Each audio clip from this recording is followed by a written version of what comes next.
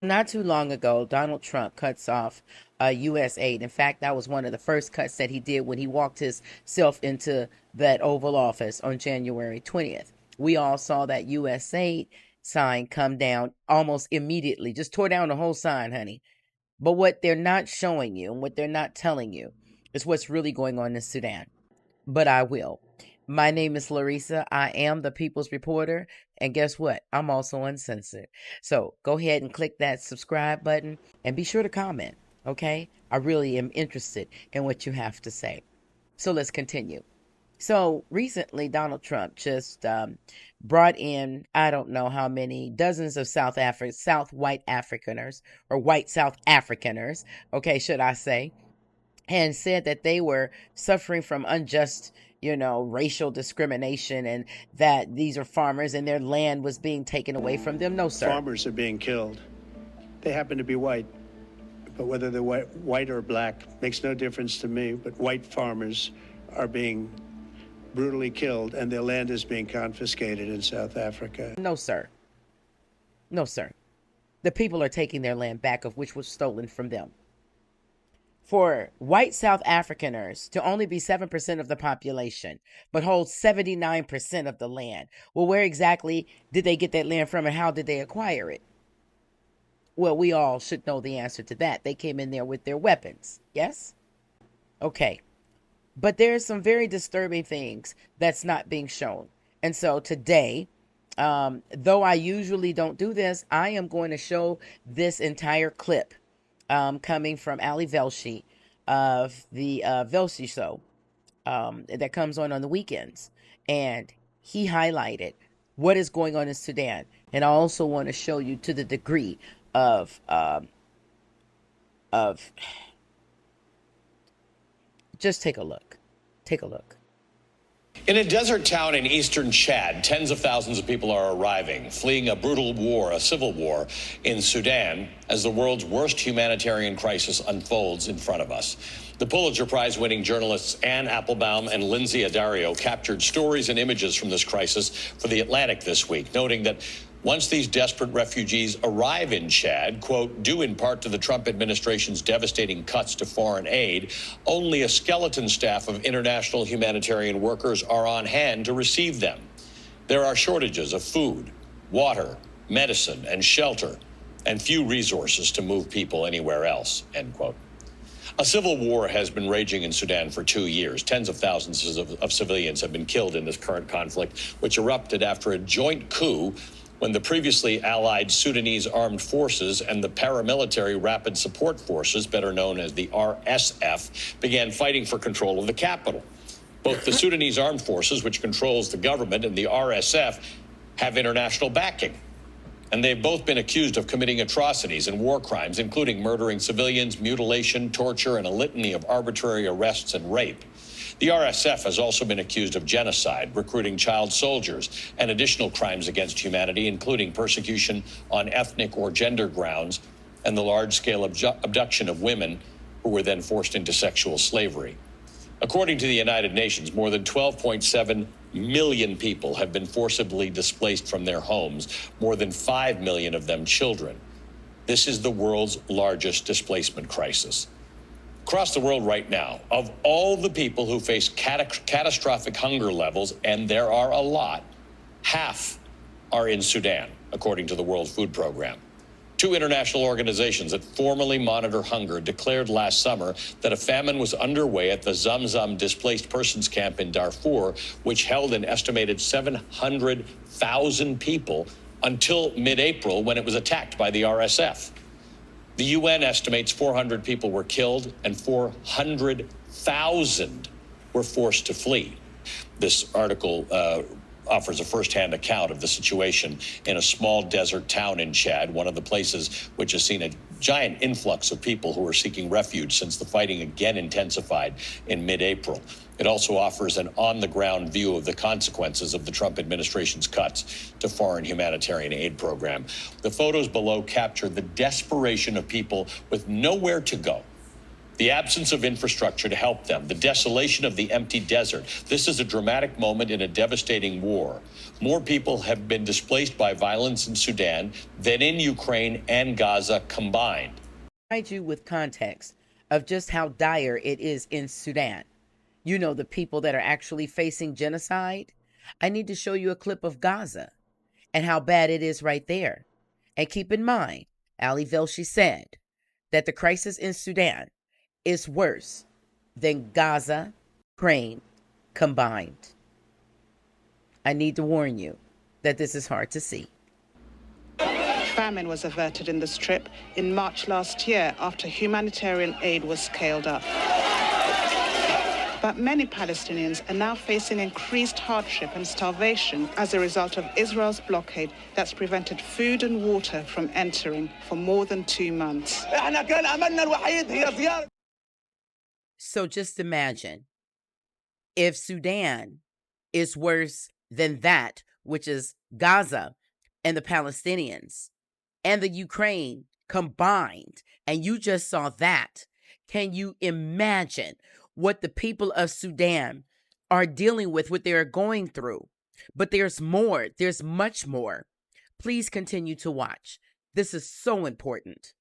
Statements about Sudan are regularly made at the UN and in international forums, and yet the people in these photographs seem to have been abandoned in an empty landscape. As the United States withdraws and international institutions decay, their ordeal may be a harbinger of what is to come. This was a predictable crisis. We could see it coming. When I was in Sudan some weeks ago, there was constant talk about this particular camp. You mentioned it in your introduction, the Zamzam camp. Everybody knew that it could be attacked. Everybody knew that it could collapse, that people could be escaping. And even though we knew it was coming, the international community was simply not prepared. And they're not prepared in part because the way in which the Trump administration chose to end USAID and to cut U.S. aid programs was so chaotic and so rapid that even international institutions who didn't know they were dependent on logistics or on trucking companies paid for with American money were caught unawares. And there is simply not enough material. There aren't enough people. There isn't a staff available in Eastern Chad. Lindsay can tell you herself, but she spoke to UN officials there who said, I've been told that giving people shelter doesn't count as a critical supply. Therefore, I don't have any shelter to give people. I have people on my staff who are going to be fired in a few weeks. Really, nobody's able to prepare. Nobody's able to cope, even as I say, with something that we knew was coming.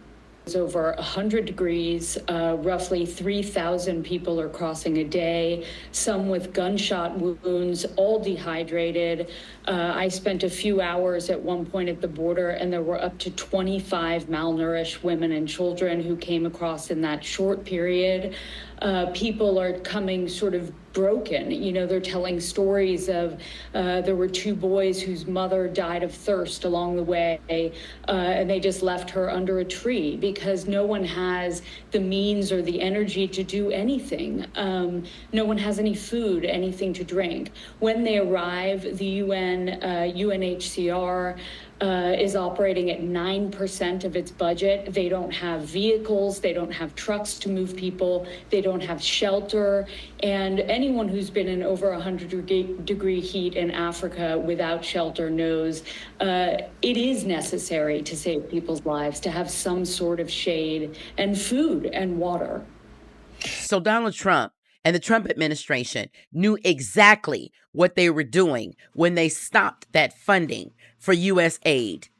They knew exactly what they were doing, yet and still they can find money to go across the world to pick up white South Africaners in the land of apartheid, which I can only imagine their mindset is there, but that's neither here nor there for right now. Charter a plane, bring them all the way back over here to this nation as refugees.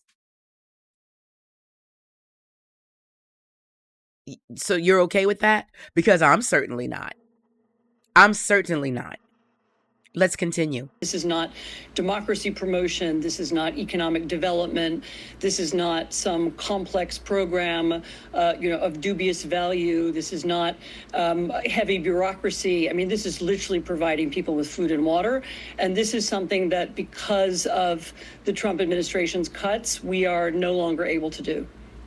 Lindsay, one of your pictures is particularly poignant. It shows a woman carrying her 2-month-old son moments after arriving at the border in Tine. The caption notes that Fatima's husband was killed in the attack on Zamzam. She and her son walked for 2 weeks to the Chad border. Tell me about this as we look at this picture. You know, the sad thing about this photo is that she was not alone. There were so many women who came to me and said their husband was executed either in front of them or they went to find their husband's body. And Fatima was there with her baby. Again, I think it's important to reiterate that they are arriving to nothing.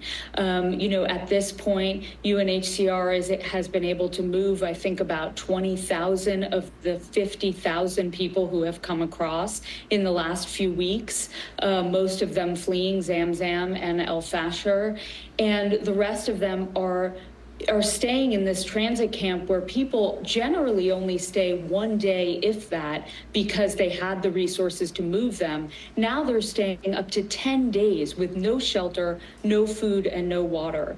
I want to talk to you about another image that you took, Lindsay. It shows hungry Sudanese refugees, as you just described, running after a truck. I'm going to assume that's got food in it. It's got bags that look like food. Talk to us about this.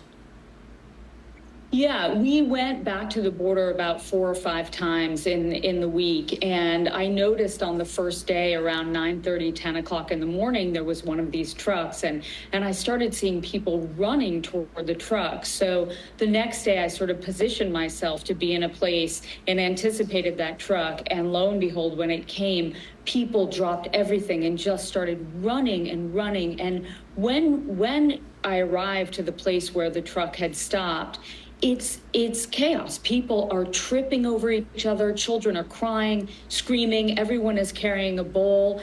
And of course, there's not enough food to feed the thousands and thousands of people. But whoever gets there first gets the food. And the hope is that more money will come to be able to feed more people. So I want you to look at this picture again. I want you to look at this child and these women and these children who are running for this truck, a very small truck that has some sort of food in it. These people are desperate. They are starving. They are dying of thirst. They are dying of genocide. And this administration can find the time, the money to go and pick up some folks from South Africa, white South Africaners, and bring them to this nation, stating that they are refugees and that they are facing genocide. And yet and still, fraud, waste, and abuse was the theme for cutting all of these funds for not only the people in Sudan, but it is most critical for the people in Sudan, but it is also for the people in Gaza. It is also for the people in Mali, and it is also for the people in Haiti. Of course, they're not going to show you Haiti, but I will. My name is Larissa. I am the People's Reporter, and I am uncensored. So if you found this video helpful, please, I'm sorry, I'm so disturbed right now, but please, by all means, go ahead and click subscribe and the notification bell so that you don't miss anything else that the People's Reporter brings to the people. I might be new here, but I got a whole lot to say. Power to the people. Power to the people. This administration, power to the people. Till next time, America.